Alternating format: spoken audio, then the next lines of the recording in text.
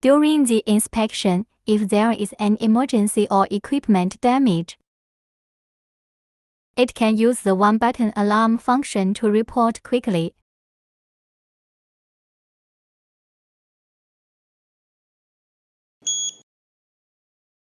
And the data can be synchronously uploaded to the background in just a few seconds.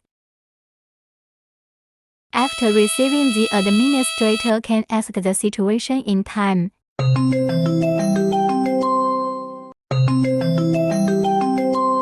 Hey, Jack, are you having a problem over there? I found some equipment damaged at point A of Route 1. Please deal with it as soon as possible. Okay, got it. And then register the problem, and then contact the relevant personnel to deal with.